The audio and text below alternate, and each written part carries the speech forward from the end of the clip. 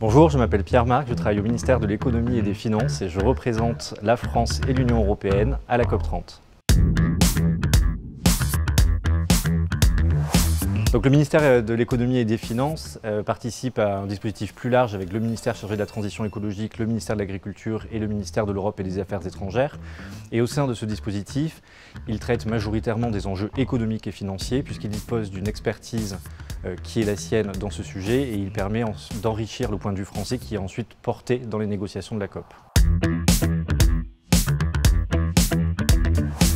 Les journées de la COP elles commencent assez tôt par une coordination européenne qui est en deux parties. Une coordination des ambassadeurs de l'Union européenne pour fixer une position européenne, qui est ensuite discutée par les négociateurs dans l'ensemble des sujets.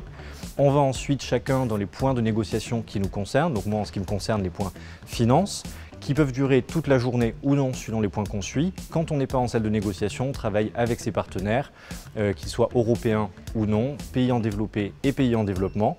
Et le soir, on termine la journée, l'heure dépend vraiment de la fin des négociations, par une réunion en équipe France où chacun informe l'ambassadeur des sujets de la journée et on prépare une position française à porter dès le lendemain matin en coordination européenne. C'est donc une dynamique qui se répète un peu comme un cycle jusqu'à ce que les négociations se terminent.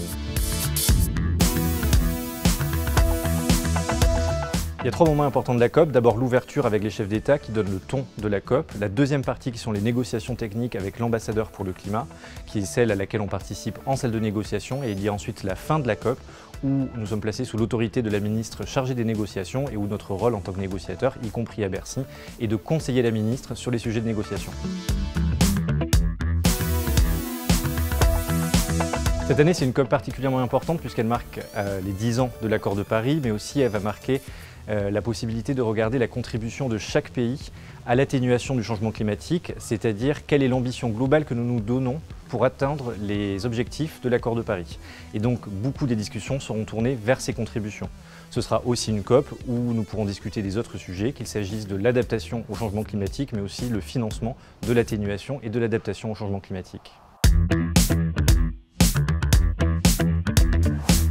En fait, la COP, c'est seulement la partie immergée de l'iceberg, c'est l'aboutissement d'un processus. Toute l'année, on travaille en européen pour avoir une position européenne consolidée quand on arrive à la COP. On travaille aussi avec nos partenaires, avec des réunions multilatérales ou bilatérales dans différents formats, G7, G20 ou d'autres formats, pour avoir un accord sur les sujets climatiques avant d'arriver à la COP. En ce qui concerne le ministère de l'Économie et des Finances, on participe à la préparation de la COP toute l'année à travers les conseils d'administration des différentes institutions financières qui servent à financer l'action climatique qui permettra d'atteindre les objectifs de l'accord de Paris.